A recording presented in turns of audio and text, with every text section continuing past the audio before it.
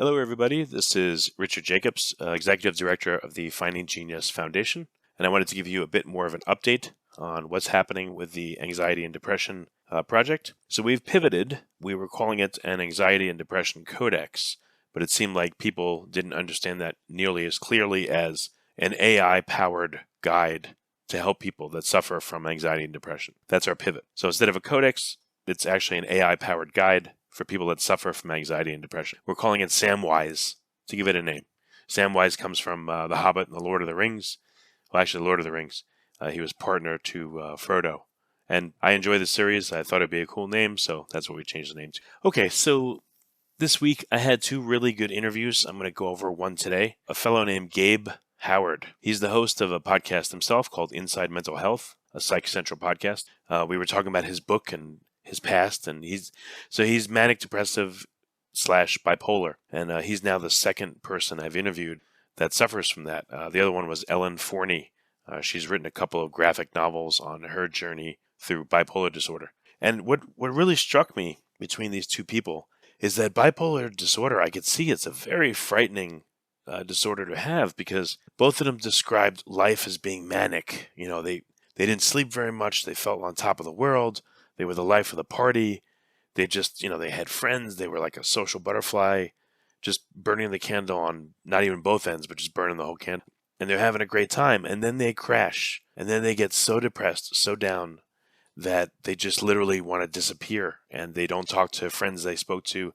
They just, it all goes away. And what I think would be scary, my guess, is you're essentially, you're two different people at different times. And you don't really seem to have control, at least until you've had many, many years of working with yourself on the condition. I would guess that a lot of people that have bipolar disorder don't have enough control to stop them from becoming, Jekyll versus Hyde. And again, to me, that would be incredibly scary to go through.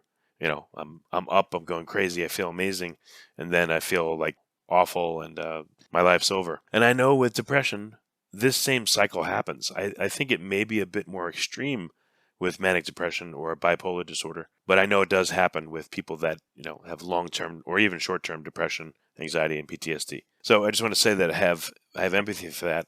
Another thing along this line is now that I've interviewed, I think the total is about 40 different individuals, a lot that are in mental health, care themselves, and other people that are suffering. I'm starting to interview them more and more and talk to them. Again, fascinating but scary, because the consensus I've heard is that there are not many or any warning signs when people will fall into depression. If there are, it's kind of unstoppable, is what it seems like for a lot of people.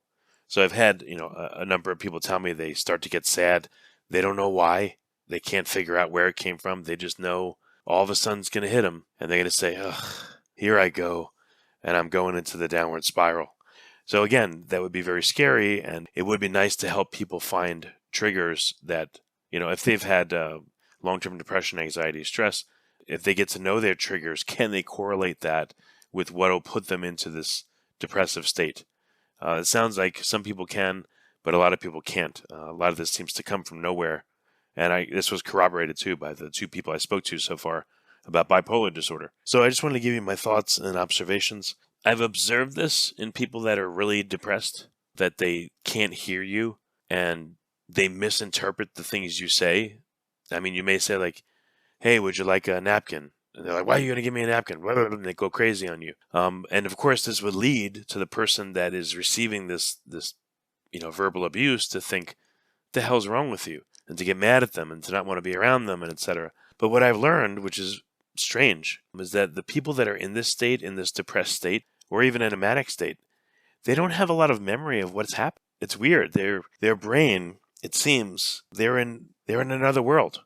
Things that you say, like the sky is blue, they may interpret as who knows what. And that's why they may be giving you the response that they're getting.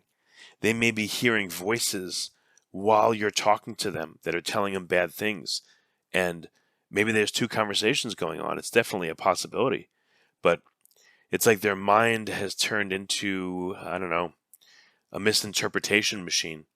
Normally our minds are supposed to interpret what's going on around us, and we respond appropriately, and you hope that your mind's not deceiving you, your brain's not deceiving you. But in this case with depression, it looks like people's brains are deceiving them, and that's terrible. Their mind is telling them all kinds of terrible things. I know that. You're no good. You're worthless. So and so doesn't like you. They're cheating on you, whatever it may be. And the person may literally be saying, like, would you like vanilla ice cream? And the other person may think they're saying, you're the worst person in the world, you should die. And the crazy thing, again, is they don't seem to have a full memory of it. They somehow don't even realize the responses they're giving on some level. Now, I'm not saying they're totally unaware, but after speaking to, again, the two people, Gabe Howard and Ellen Forney, about bipolar disorder, I definitely saw that in what they said, that they would completely misinterpret. Gabe gave examples, really good examples of this. So that's another strange thing. So I'm telling you this to get a feel for what's going on with depression and anxiety and PTSD. I'm trying to get inside the head of people and literally feel, which I don't want to, but I need to. What is it like to go through a manic episode, a major depressive episode, a major stress episode, to be filled with anxiety? Again, I don't want to feel this. I have felt anxiety and depression and things like that before, but for me, it's not something, thank goodness, that has plagued me my whole life. I've had a couple of episodes, but they were quite a long time ago. Anxiety recently. So I'm trying to get inside the head of people and literally figure out what's going on. So you, the listener, quick favor to ask you, if you suffer from anxiety or depression or stress or any of these conditions, if you know anyone that does, I would like to interview them. I'm now starting to interview sufferers. I want to get probably at least 100 interviews in to really get a feel for what's going on. So please, if you would help, just send an email to rj@findinggeniuspodcast.com and let me know who you can refer. And if it's you, wonderful. If it's someone else, wonderful. And by the way, you can be anonymous. Some of the ones I've done, the people want to be anonymous, no problem. I call you Mr. or Miss X or whatever you want to be called. But we don't have to use your name to keep your privacy, so it's not a problem. So thank you again for listening, and I'll have more updates for you soon.